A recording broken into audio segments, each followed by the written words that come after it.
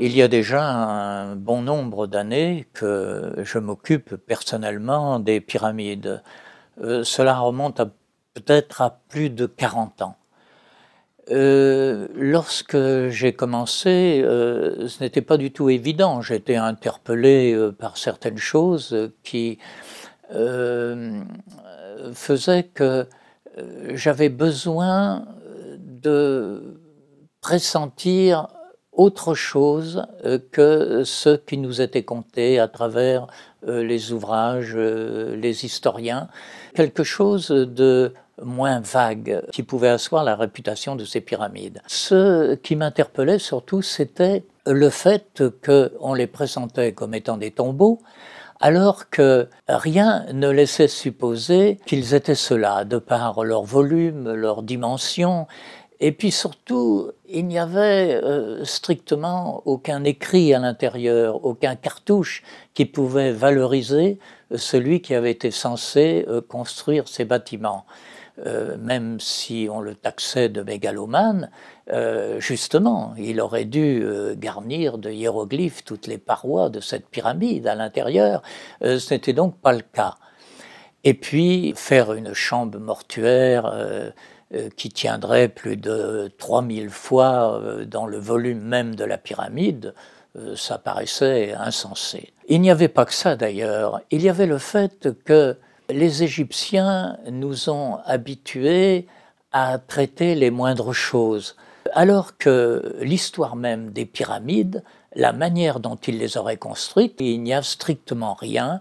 Non seulement aucune momie n'a jamais été découverte dans les pyramides, ce qui est un fait, mais nous pourrions avoir des bas-reliefs, des stèles et quelques papyrus qui nous content cette histoire ou qui nous dépeignent la façon dont elles ont été construites, dont on a acheminé les blocs de pierre énormes d'un endroit à l'autre, et parfois de 800 kilomètres, comme c'est le cas à Assouan, le plateau de Gizeh. Alors, tout cela pose d'énormes points d'interrogation. Il semblerait que les archéologues spécialistes de la question s'en satisfassent, mais tout de même, lorsque on se penche véritablement sur le problème, on ne peut pas trouver de solution satisfaisante. Il faut donc penser à autre chose. Donc, nous avons commencé à faire des recherches sur les distances, sur les hauteurs, sur la valeur des couloirs, des chambres qualifiées de mortuaires et toute autre chose. Ça nous a donné des résultats assez probants pour que nous puissions continuer et établir des données qui se sont révélées avec le temps des grandes constantes universelles. Alors ça, c'était tout à fait étonnant. Donc, avec ces constantes universelles, nous avons pu faire d'autres recoupements qui nous ont amenés non seulement sur la grande pyramide qui était l'objet de nos découvertes au départ, mais de ces trois monuments pyramidaux qui trônent et qui sont le plus connus au monde, n'est-ce pas, sur cette nécropole. À partir de là, nous avons établi des croquis, des schémas, des plans. Tout ça a demandé énormément de temps, énormément de lecture, d'analogies, de paramètres d'intérêt mathématiques, géométriques, cosmologiques aussi, hein, puisque nous avons fait des relations avec les étoiles, principalement la constellation d'Orion, et son transport. Alors d'autres avant nous avaient fait cette démarche. Je cite Robert Bauval à dessin, car ça a été un précurseur. Il avait établi la projection de ce baudrier d'Orion, n'est-ce pas, sur les trois pyramides de Gizeh. Alors nous avons pu, avec ce que nous avons découvert, voir combien la chose était judicieuse. Et malgré les décalages que nous avons pu observer, il ne fait aucun doute que cette projection était tout à fait judicieuse et qu'il fallait la faire valoir, mais elle demande tout un développement que nous avons pu mettre au point qui justifie parfaitement, aux yeux des archéologues contestataires, qui justifie parfaitement la chose. Nous avons imaginé que cette étoile Bellatrix et cette étoile ici qui s'appelle Rigel, eh bien, entre ces deux étoiles, nous avons imaginé le côté de la pyramide de Khéops. Le côté. À partir de cet instant, il nous suffisait, puisque c'est un rectangle, de faire un effet miroir et d'obtenir quoi? Un carré. Et en plus, qui plus est, passer par Zaïf. Donc ça nous donne 90 degrés absolus. Alors ici, si on met un petit toit, ce n'est pas n'importe quel toit, pour différentes raisons, mais surtout une, il fait 144 degrés. Les 144 degrés bibliques et tout, que l'on voit dans beaucoup de textes anciens. Alors ici, nous avons en quelque sorte le carré base de la grande pyramide, sur lequel nous allons pouvoir travailler. Si on rejoint les étoiles telles qu'elles figurent ici, c'est-à-dire les étoiles cadres, eh bien nous obtenons une croix, la fameuse croix de Saint-André classique que nous connaissons tous. Mais ce que nous connaissons moins, c'est ceci. Les angles de la pyramide nous donnent, les angles de la croix, de cette fameuse croix d'Orion, nous donnent 51, 51, 14. Alors vérifiés mathématiquement par des mathématiciens et autres. Nous obtenons pour le reste, puisque nous avons 360 degrés du cercle, nous obtenons pour le reste 2 fois 51, 14, et puis 2 fois 76, 17. Alors nous allons voir tout ce que cela représente. Faisons venir en 3D, par exemple, le module de la pyramide, qui se présente comme cela.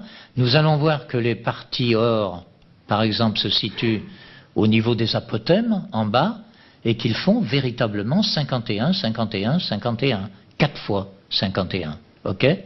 Et que les 76, eh bien, ce sont les deux du haut. Ce sont les deux qui forment le sommet de la pyramide. Il n'y en a besoin que de deux, puisque ça fait cela, n'est-ce pas? Et notre pyramide est construite avec Orion, avec une précision absolument folle.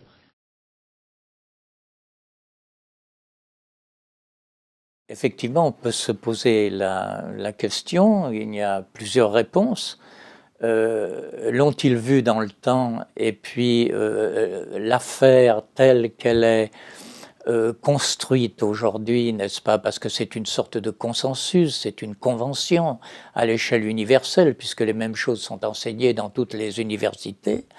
Alors on peut supposer que toute découverte qui aurait risqué d'enrayer ce processus n'était pas appropriée et qu'on les a évincés, volontairement ou non, qu'on les a scotomisés en quelque sorte, ou alors qu'aucune découverte de ce type qui aurait vraiment bouleversé les choses n'a été tentée. Pour le faire, il aurait fallu sortir des sentiers battus qui sont la recherche sur le terrain de découvertes sensationnelles qui auraient pu tout remettre en question et partir sur des bases beaucoup plus théoriques. C'est ce que nous avons tenté de faire pour établir des relations tout à fait autres, des relations beaucoup plus subtiles avec le cosmos, avec notre environnement stellaire, c'est-à-dire le Soleil, la Lune, la Terre, et tout cela dans un but qui nous échappe partiellement. Nous pouvons concevoir que ces gens, ces réalisateurs, ont fait cela dans l'intention de lancer un message à l'humanité. Et ce message, qu'était-il? Eh bien, il avait des résonances justement d'ordre mathématique, d'ordre stellaire, cosmique, et il cherchait à nous instruire, semble-t-il, d'une relation à établir entre le ciel et la terre. chose que nous avons perdue. Maintenant, nous sommes rivés à la matérialité et nous ne voyons que ça. Et nous avons perdu, ou nous avons plus ou moins éloigné de nos états de pensée ce qui nous semble tout à fait nécessaire à l'esprit humain, cette relation du pourquoi nous sommes ici sur Terre en tant qu'être humain, notre raison d'être en quelque sorte. Nous avons bien une nécessité à être, qu'elle soit familiale, professionnelle, sentimentale ou autre, mais nous n'avons pas une profonde raison d'être. À mon sens, ils ont essayé de nous signifier cela à travers justement des rapports d'harmonie qui font que on peut lier ce qui existe sur Terre d'une manière patente avec ce qui est très subtil et que l'on peut supposer comme tel. Alors, tout cela n'est pas du tout évident à trouver, il faut le découvrir à travers des mesures, à travers des équations. Je vous parlais justement de grandes constantes universelles, eh bien, nous retombons sur des critères qui sont ceux-là, n'est-ce pas? L'exploitation du nombre pi, des racines de 2, de 3, de 5, des nombres qui sortent absolument de l'ordinaire et qui sont à découvrir, mais qui se révèlent des grandes constantes. Le diamètre des deux cercles réalise 1000 mètres 0,000. Et la circonférence nous donne bien évidemment le nombre pi, multiplié par x. En ce qui concerne, on pourrait s'étonner en ce qui concerne Mykérinos, qu'elle ne rentre pas dans le jeu, bien si elle rentre d'une manière très subtile, de la manière suivante. Et si nous plaçons une diagonale, voici ce que nous obtenons. Trois milieux assez originaux. Le centre ici, le centre de Képhren, et puis vous voyez le centre ici. Voilà, ça pourrait passer pour des banalités. C'est une haute pensée, car ce qu'il faut concevoir, c'est que le hasard peut rentrer dans une formule, comme cela, bien que ça soit douteux. Il se peut aussi que ça soit une formule pensée. 1, 2, 3, 10, 100. Ça ne peut plus être le hasard. À ce moment-là, c'est une pensée profonde qui nous dépasse réellement, où il faut aller chercher autre chose, c'est-à-dire non pas une science à titre expérimental comme celle que nous exploitons couramment, mais une science d'ordre spatial. C'est comme s'il nous aidait à découvrir un monde parallèle. Pour ce faire, il fallait que ces gens-là aient une intellection, une puissance de raisonnement que l'on peut difficilement imaginer, même de nos jours, c'est-à-dire une sorte d'omniscience qui les plaçait vraiment au-dessus des quotas communs que nous pouvons rencontrer de nos jours. C'était fait, me semble-t-il, intentionnellement, afin d'éclairer une civilisation lointaine, et pourquoi pas la nôtre, puisque sans être totalement en perdition, nous sommes en grand danger, pour savoir comment nous pourrions avoir une sorte de reconversion.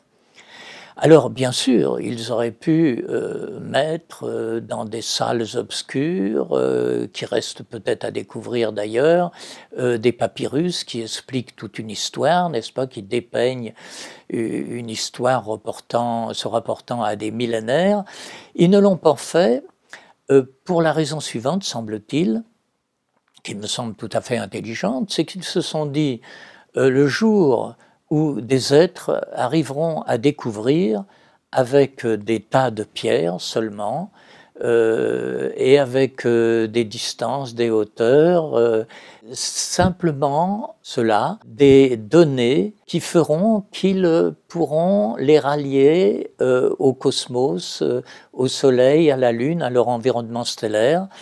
À ce moment-là, l'humanité aura franchi un cap peut-être décisif de compréhension et d'évolution. faisons venir un cercle de quadrature, comme nous avons vu tout à l'heure. Alors nous obtenons ça. La circonférence multipliée par 360 nous donne ce nombre.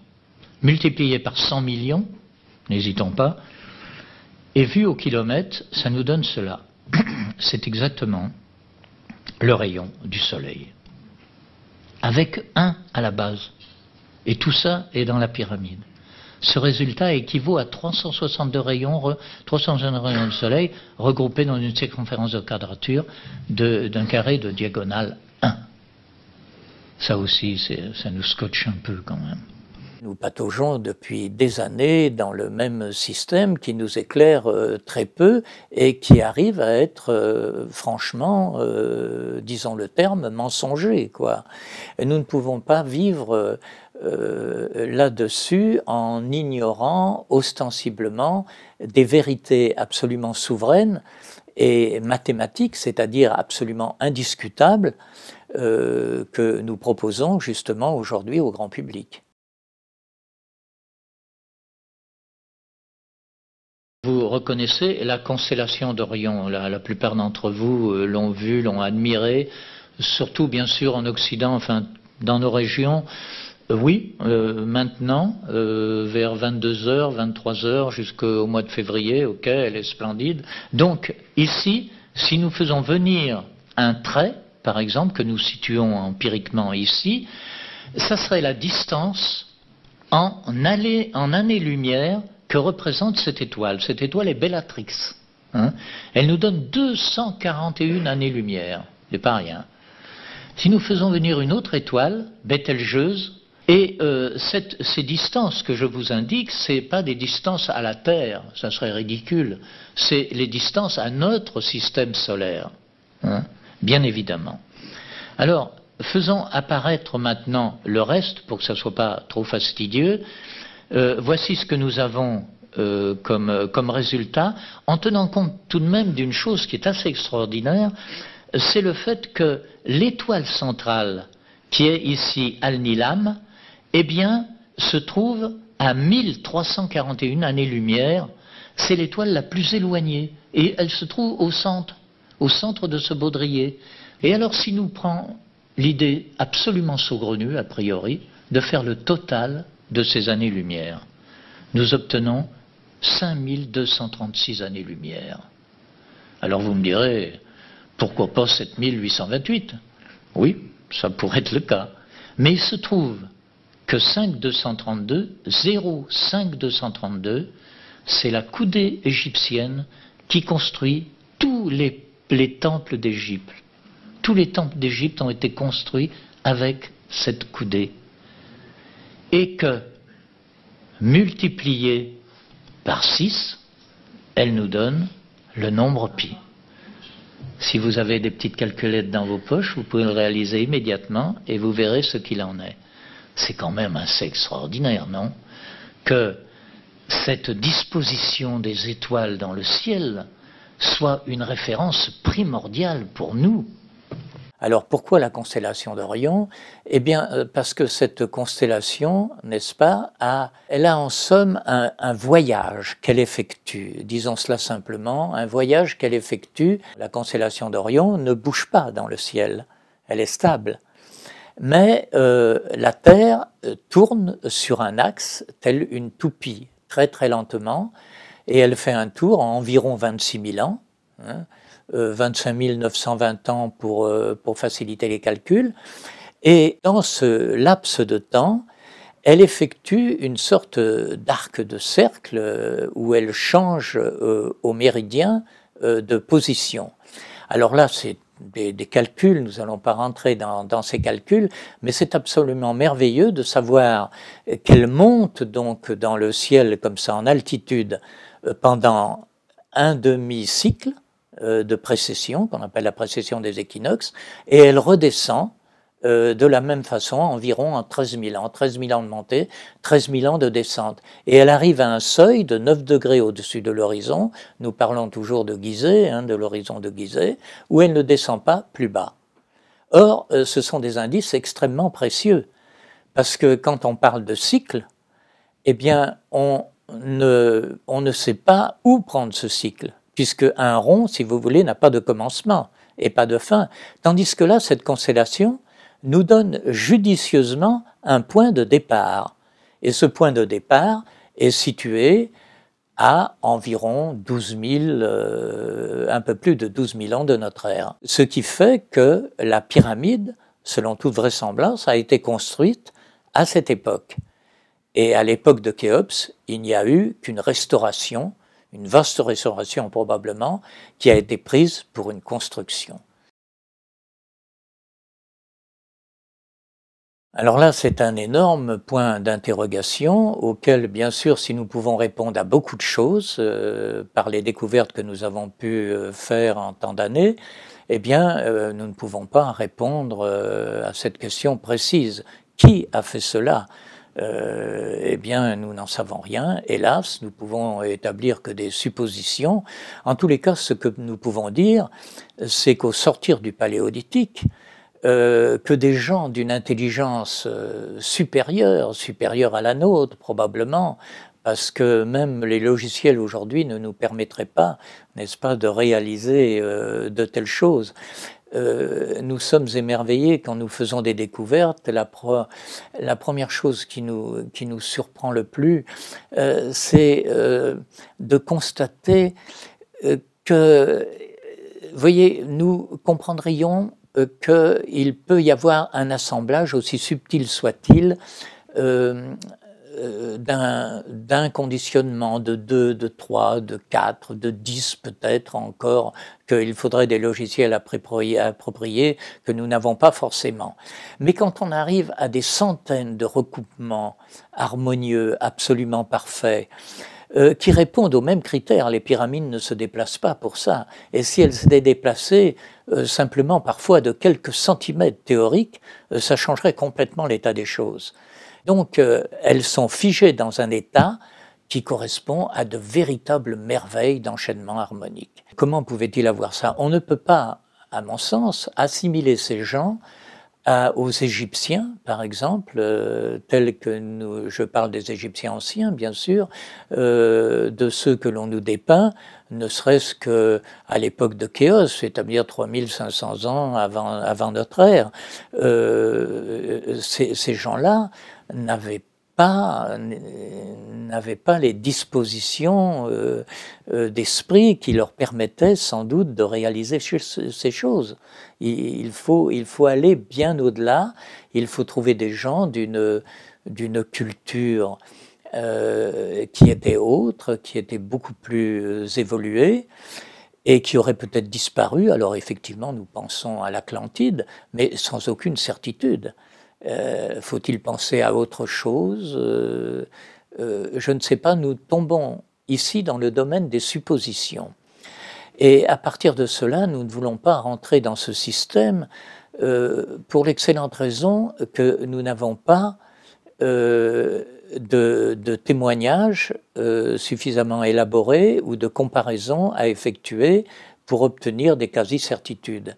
Donc c'est tout à fait révolutionnaire de penser que non seulement ces gens-là pouvaient connaître ces choses, mais qu'il y ait de tels rapports entre l'éloignement de ces étoiles, le cosmos en général, la Terre et la pensée humaine. Vous voyez, la relation se fait implicitement et c'est absolument merveilleux de faire ce type de découverte. Eh bien tout ça se trouve dans les recherches que nous avons pu établir.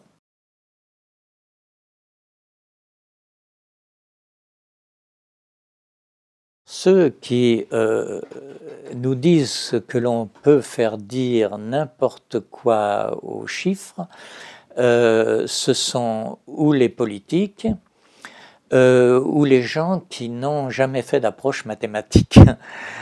Parce que si l'on peut faire avec 2 chiffres des rapprochements, avec 3 encore, avec 4, plus nous avançons et nous travaillons à 8 ou 10 décimales, plus nous avançons dans ce domaine, moins ces choses-là peuvent avoir une consistance quelconque, quoi. Ce n'est pas possible, quoi. C'est totalement impossible. Donc justement, ce qui fait l'harmonie de ce que nous découvrons, c'est que ces chiffres à 7 ou 8 décimales s'assemblent à la perfection. En partant de chiffres parfois très simples, comme le 1, n'est-ce pas, nous découvrons le soleil. Voilà, nous avons par exemple aussi le 3 et le 4. Si nous divisons le 3 ou si nous multiplions le 4, si nous additionnons ce chiffre, nous avons alors un chiffre comme 21 avec des décimales. Et si nous rapportons ce chiffre à la valeur moyenne de la Terre, eh bien nous obtenons sa valeur au pôle ou sa valeur à l'équateur. C'est absolument stupéfiant. Comment avec le 3 et le 4 à la base, eh bien nous pouvons avoir une telle réalité. Voilà ce genre de découverte que nous avons pu faire et qui est tout à fait bouleversante, qui remet beaucoup de choses en question, quoi.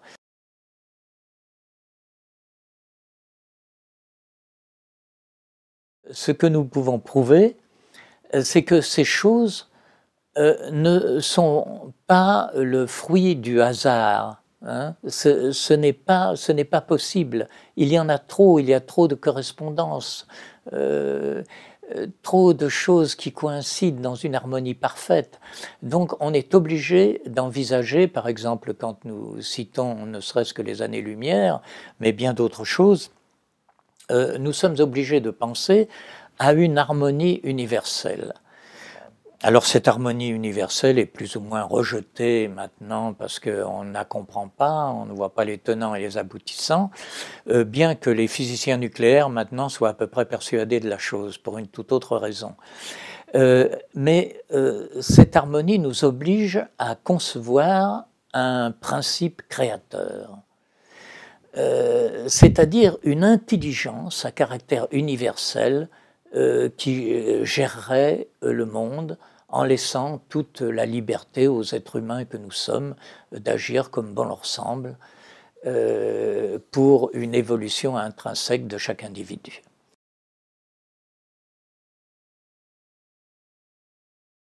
C'est ce que nous pensons.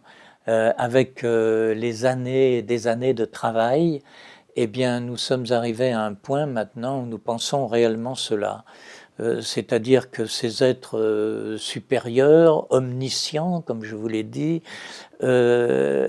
avaient franchi un seuil d'état de pensée qui leur permettait peut-être de venir en aide à des gens comme nous qui sont en évolution, mais qui sommes en profonde interrogation aussi sur notre raison d'être, et nous faire franchir un seuil décisif, à condition, bien sûr, que nous veillons nous-mêmes à notre élévation et que nous ne nous contentions pas simplement de vivre au jour le jour, sans état de pensée, si ce n'est celui très rationnel, n'est-ce pas, de combler nos difficultés ou d'assainir le terrain devant nous matériel. En fait, ces gens-là auraient fait en sorte de placer en évidence des choses qui n'ont aucune consistance. Et ça aurait été, et c'est, puisque nous l'avons en partie découvert, à l'être humain de les réunir pour trouver cette harmonie qui est indispensable à notre élévation, à notre évolution supérieure, à notre franchissement de cap.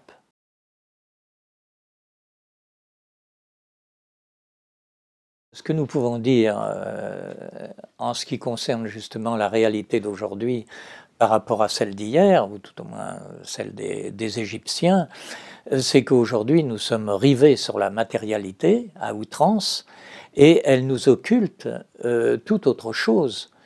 qui tient au ressenti, à l'intuitif, n'est-ce pas, des individus. Alors nous faisons fi de ça, alors qu'un individu, un être humain, c'est un complément.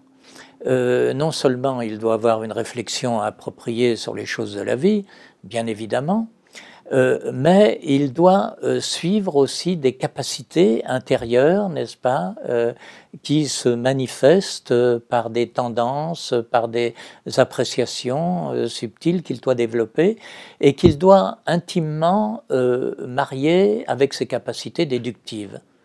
Hein, c'est-à-dire que il y a un mariage agréable que nous devons exercer entre l'intuitif et le discursif. Et c'est rarement le cas. Bien souvent, nous nous livrons par nécessité, la plupart du temps, à la matière, et petit à petit, nous fermons ces portes intérieures. Ces portes intérieures étant fermées ou oblitérées, nous ne parvenons pas à concevoir qu'il existe un autre système, d'autres perceptions, une réalité parallèle qui nous permettrait de vivre autrement. Nous voyons cette matérialité en quelque sorte, et qui est basée sur le rendement, la rentabilité, l'argent, nous envahit à tel point qu'elle ne nous permet pas une évasion intérieure. Et c'est absolument terrible, parce que nous ne pouvons pas vivre en tant qu'individu, dans toute l'acceptation du terme, nous ne pouvons pas vivre que de choses purement matérielles et purement concrètes.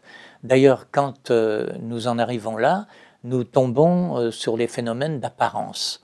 C'est-à-dire que ce n'est que l'apparence qui compte à nos yeux, non pas le fond, mais simplement l'apparence.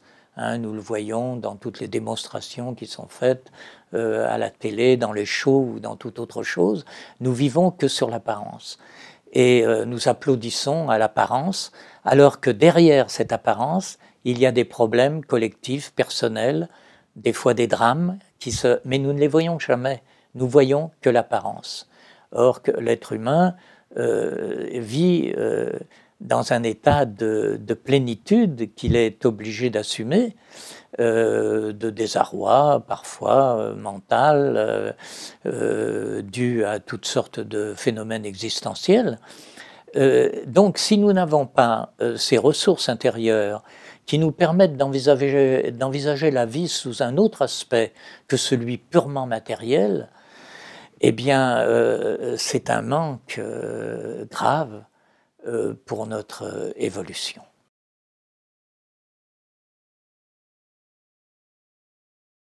Imaginez-vous que nous soyons avertis de choses plus subtiles que celles que nous pouvons concevoir. Eh bien, on se rendrait à l'évidence, c'est-à-dire que si on était piloté en quelque sorte d'une manière ou d'une autre, ou conseillé des tas de choses, nous perdrions notre libre arbitre, nous n'aurions une évolution qui ne dépendrait que de ce que l'on nous indique ou ce qui nous est indiqué par des êtres que nous qualifierions de supérieurs, par exemple. Et ceci nuirait à notre évolution propre. Pour évoluer, il nous faut avoir des contradictions, avoir des épreuves de toutes sortes, et de parvenir à en triompher. C'est ce qui fait le propre de l'intelligence et de l'évolution.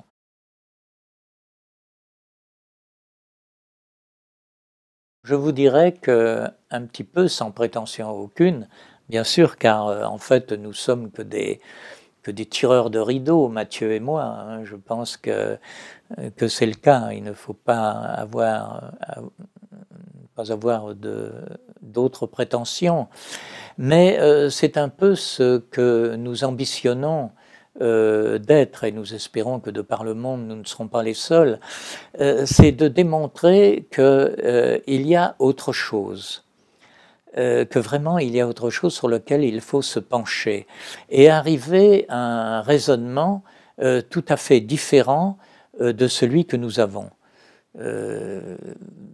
qui est limité, comme je vous le dis, à notre technologie, à la facilité de plus en plus grande, qui est une sorte d'asservissement, sans que nous nous en rendions compte. Et qui plus est, les techniques vont tellement vite que nous ne sommes plus à même de les posséder. C'était encore le cas il y a une vingtaine d'années, ça ne l'est plus aujourd'hui. Quand quelqu'un raisonne en disant je connais parfaitement ceci, etc., c'est une des dernières techniques. Au moment où il prononce ces mots, il est déjà dépassé par des techniques nouvelles qu'il ignore au bout du monde. Donc tout ça est très grave. Donc pour stopper ceci, il ne faut pas d'interdits. Les interdits maintenant sont dépassés. Il nous faut une nouvelle façon d'évoluer avec des principes qui soient adaptés à notre situation d'être humain, car nous évoluons moins vite, nous, que les technologies que nous mettons au point. Alors vous me direz, mais ce sont bien les hommes qui mettent au point ces technologies. Non, ce sont des équipes en général. Et en rassemblant tout ce que les hommes font, il est évident qu'on arrive à des données supérieures qu'un seul individu, lui, ne peut plus accepter. Ou alors, s'il les accepte, il en est plus ou moins tributaire à échéance. Nous tombons encore comme la question que vous m'avez posée précédemment, quand vous m'avez demandé d'où venaient ces gens qui étaient susceptibles de construire la pyramide. Je vous ai dit que j'étais incapable de répondre à cette question. Eh bien, là non plus, vous comprenez, ça fait partie... alors, il y a des médiums, il y a des gens qui sont suffisamment sensibles pour envisager de telles choses. Nous ne faisons pas partie de ces gens-là, c'est-à-dire que nous n'exploitons pas, si vous voulez, le ressenti que nous pouvons avoir. C'est pas que nous en soyons démunis, mais à partir de l'instant où nous en donnons preuve, à partir de l'instant où nous essayons de concrétiser, si vous voulez, ces états de pensée, nous tombons où nous nous heurterons, si vous voulez, à des critiques absolument légitimes. Nous dirons, mais d'où prenez-vous ça, quelles sont vos sources, parce que les gens sont très pragmatiques et ils ont raison de l'être, quoi. En somme, notre rôle, nous, est de marquer, d'établir un lien entre ce qui est extrêmement matériel, cette matérialité que vous évoquiez et que nous ne pouvons pas fuir parce que nous sommes enrôlés dans le système, et ce qui est à la limite, qui fait partie à la limite d'un état spirituel supérieur. Voilà, il y a une distance entre les deux, très marquée. Nous voudrions, et nous en avons les moyens, semble-t-il, d'être le lien qui ferait que nous pouvons établir un voyage entre cette matérialité et cette subtilité d'un état que nous pouvons pressentir, mais que nous ne pouvons ni évaluer, ni démontrer, ni connaître d'une manière formelle. Seulement, comme nous établissons, nous, des preuves qui sont entre ces deux états, c'est déjà une étape considérable qu'il nous fallait accomplir.